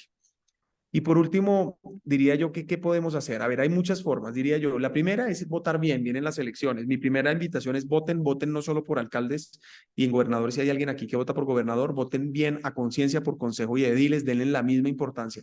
Segundo, hagan activismo. No se queden con que es que yo voto. El voto de cada uno de nosotros no vale. Vale es si nos multiplicamos. Y todos los que estamos aquí tenemos áreas de influencia, podemos multiplicarnos, hagamos activismo. Tercero, participemos tercero, busquemos incentivos para que la gente buena participe en política. Yo di aquí un ejemplo, pueden ser varios.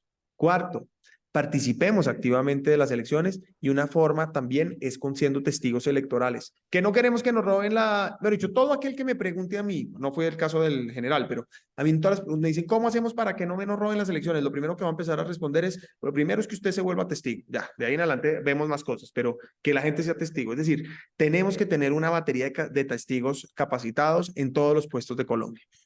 Eso frente a elecciones, votar bien y todo lo que acabo de decir. Censurar, castigar al que lo hace mal, premiar al que lo hace bien. Segundo, o sea, ser coherentes como electores. Lo segundo, digo yo, sí, movilizarse en los términos que acabo de decir, entendiendo que eso tiene bemoles, que eso tiene más y menos, como dice, pero hay que hacerlo. Cuarto, apoyar desde nuestras áreas de conocimiento. Sí podemos hacer activismo judicial y litigio estratégico, por ejemplo. Esas son dos formas de que pueden ayudar los abogados. Incluso los gremios, los empresarios, acercarse a los jueces, contar sus preocupaciones. Muchos aquí hablamos con políticos, pero poquito con los jueces. A los jueces hay que acercárseles. Son personas de carne y huesos, personas pensantes, inteligentes, que tienen su propio pensamiento crítico y hay que llegar con insumos, información para que ellos terminen de redondear pues su análisis sobre las situaciones que van a tener que empezar a decidir, mucho más en un momento en el que el sector privado, el crecimiento económico, el sector productivo está en crisis y en jaque. Entonces diría que ahí hay tres formas. Y la última, volvernos unos replicadores de mensajes. Comunicación. Eso es lo que necesitamos para desmentir a Petro, desenmascararlo y ganar elecciones. Esas son algunas de las aproximaciones que yo diría que podemos hacer. Ahora, seguramente cada uno puede, pues ahora yo les hablé de pedagogía electoral, pedagogía democrática. Todos los que están aquí seguro que tienen áreas de influencia. Si empezamos a hacer pedagogía democrática, los que son empresarios y tienen empresas, podemos hablar sobre eso, etcétera. Si nosotros le contamos a la gente los beneficios de la democracia, los beneficios de la libertad económica, etcétera, etcétera, y mostramos que los que están, y la gente solita entenderá quiénes lo apoyan, quiénes lo rechazan, pues evidentemente empiezan a tener un criterio sobre qué es lo bueno y lo malo de lo que ofrecen estos locos populistas. Hernando. Muchas gracias, Miguel y David. Muchísimas gracias por esta extraordinaria presentación. Y yo, contrario a la general, yo, a pesar de las incertidumbres que tengo, hoy me lleno es como de esperanza y optimismo al ver gente joven, ¿sí? Como Miguel y como David al frente, diremos, de esto.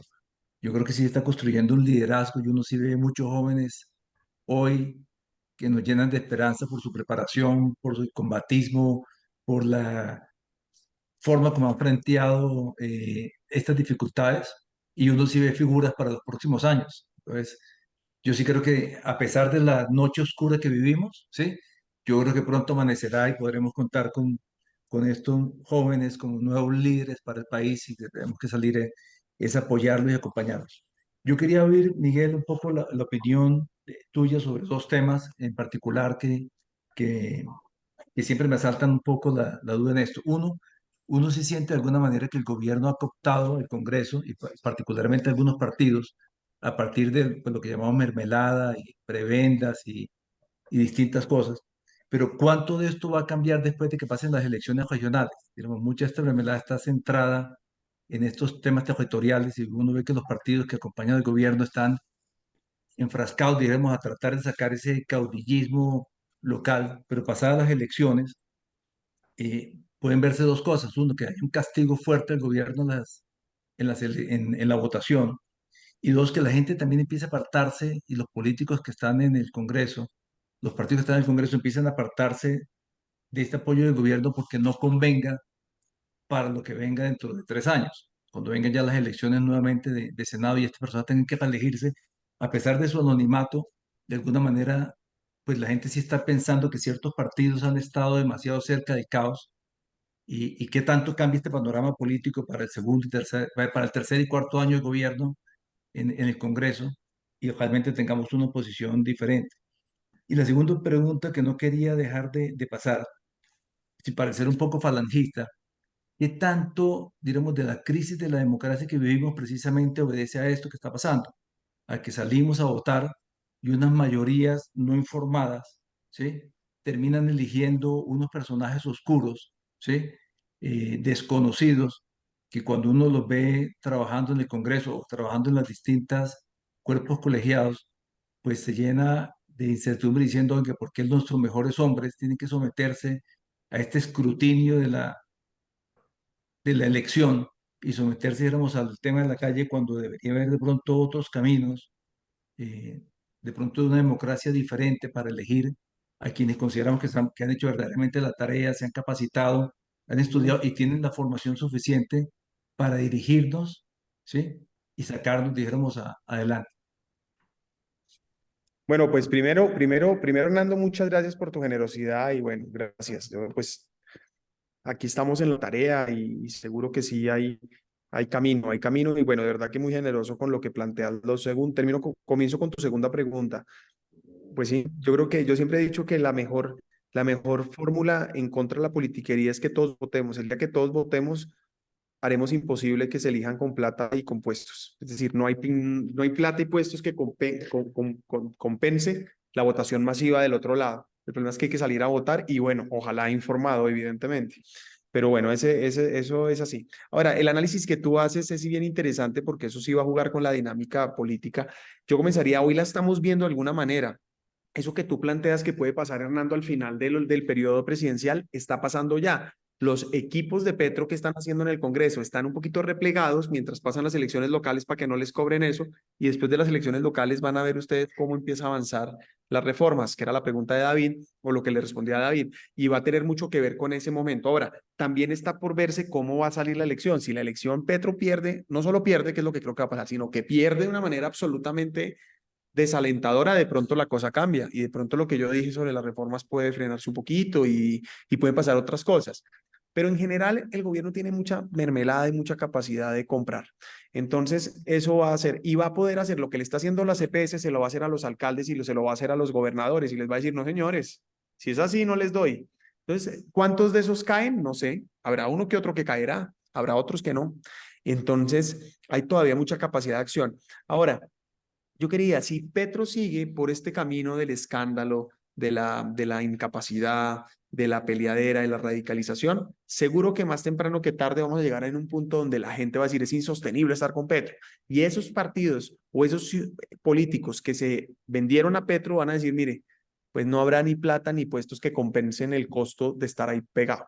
Entonces eso puede pasar y en algún punto va a pasar. ¿Cuándo? No sé. ¿Cuándo es el punto de quiebre? No sé qué tiene que pasar para que pase, pero puede pasar. Ahora, ¿qué vamos a ver y podría casi que apostar? Vamos a ver un gobierno solo, absolutamente solo, el último año. Va a ser un gobierno solo, radical, peligroso, con unos locos allá defendiendo los radicales en el Congreso, y con todos los partidos dándole cachucha. Vamos a ver todo, vamos a ver la feria de quién es el de más oposición, ¿no? Y ahí vuelvo, repito, el único partido que arrancó sin dudas fue el Centro Democrático. Ya hoy vemos a Cambio Radical en la lista, pero mañana va a estar Conservador, Liberal, todos van a estar haciendo la oposición. El último año va a ser todo el mundo, porque además, por lo general, ustedes saben que, que, que, digamos, pues el que ya, pues como dicen, ¿no? ¿Cómo es que dicen el cuento del general con el sol a sus espaldas? Entonces, el final es que el presidente ya saliente, ya chao, a menos de que Petro pues esté jugando para la próxima elección, que eso ya sería muy complejo, porque aquí sí ya hay que abrir un abanico de posibilidades de a través de qué mecanismo lo podría hacer, y pues eso ya es interminable esa conversación y seguramente implicaría violar el Estado de Derecho, entonces es más complejo, pero lo que es evidente es que yo sí veo que eso va a llegar un momento donde todos estemos en contra del gobierno, y terminaría diciendo, el próximo presidente de Colombia va a ser o el de Petro o el de la oposición. Y ahí vamos a ver eso, un último año donde se va a ultra mega polarizar, como decía el general, en donde vamos a estar unos que logren comprar menos políticos y menos visibles con el gobierno, con una base popular, depende de lo que logre hacer con subsidios y con todo eso, y un montón de gente diciendo, coincidiendo que Petro no es el adecuado, y pues vamos a ver si somos capaces de ganarle o no. Ahora, ¿qué va a ser fundamental? ¿O qué van a ser incógnitas? Uno, registraduría. Dos, la milicianización del Estado que va a hacer este tipo.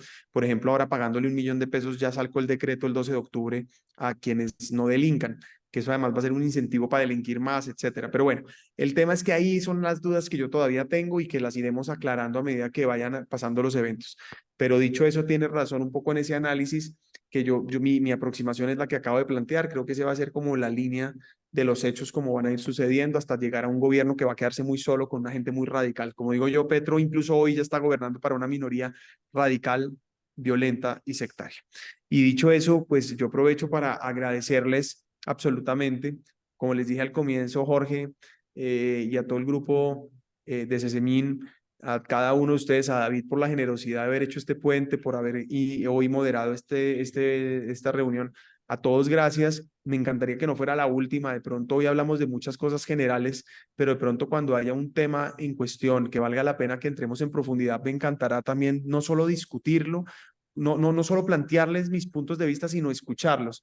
Por ejemplo, Jorge, será muy interesante si tú tienes temas concretos que quieras hacernos llegar sobre la reforma a la salud, conocimiento, alarmas, etcétera. Bienvenido, nos puede poner en contacto David, lo mismo el general si tiene conocimiento de algo así en los temas suyos, y cualquiera. Es decir, mi interés también con estos eventos es la posibilidad de escucharlos. Hoy fueron algunas preguntas, algunos temas muy generales, pero lo que quiero plantear es que el conversatorio con ustedes para mí también es muy valioso.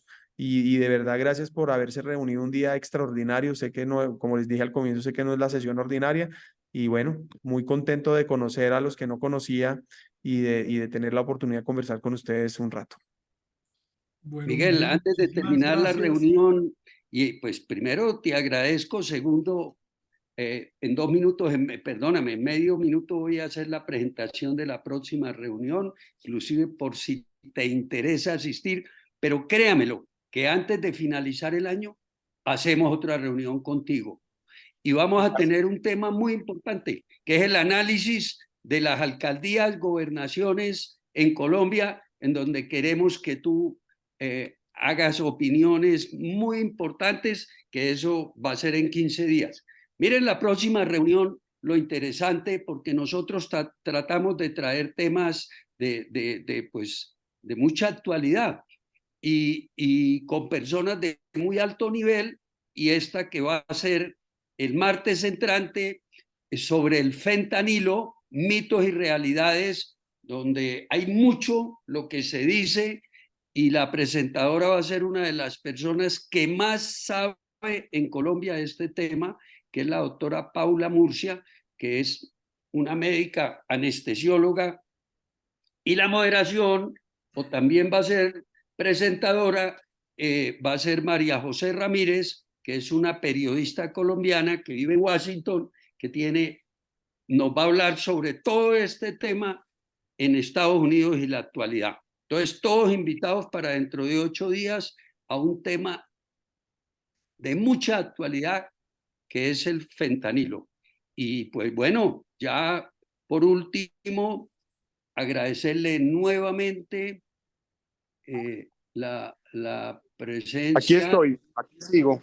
Bueno, Miguel, y Miguel, como es nuestra costumbre, en un minutico quiero que nos deje el último mensaje a todos, porque créamelo que estamos muy agradecidos contigo por todo el análisis que has hecho de una forma muy madura, pero déjanos un último mensaje de 1 minuto sobre lo que se te venga a la cabeza. Gracias. Gracias, Jorge, de nuevo, David, a todos, gracias por la invitación. Primero, Petro mantiene capacidad de daño y de acción a pesar de los problemas de gobernabilidad. Segundo, la solución a este problema no nos llega en paracaídas, la tenemos que construir entre todos y en buena parte representa la necesidad de construir liderazgo a largo plazo y todos ustedes son fundamentales para que eso suceda. Tercero, no podemos normalizar lo que está pasando y a pesar de tener que ser realistas y entender que tenemos un sentido de urgencia, que no nos pueden coger básicamente desprevenidos, tenemos que ser optimistas y ese optimismo implica que tenemos hoy la oportunidad para construir un nuevo rumbo. Y cuarto, creo que es fundamental las elecciones que vienen. Las elecciones de octubre son un mensaje político fundamental en donde tenemos que ganar con contundencia en alcaldías, gobernaciones, pero nuevamente les digo, consejos, ediles y diputados. Creo que eso es prácticamente en lo que nos tenemos que enfocar hoy y nuevamente, claro que me encantará volvernos a reunir, Jorge, un abrazo enorme y pronto nos vemos. Gracias, Miguel. David, quiero también un mensaje tuyo corto como abogado, no político, pero sí que está en el sector productivo privado. Gracias. No, el mensaje es que no nos podemos quedar quietos, tenemos que tener activismo político, activismo judicial y apoyar a los políticos y a las personas buenas y la forma de hacerlo es empezando en las próximas elecciones de octubre. Muchas gracias, Jorge, muchas gracias, Miguel, y muchas gracias a todos.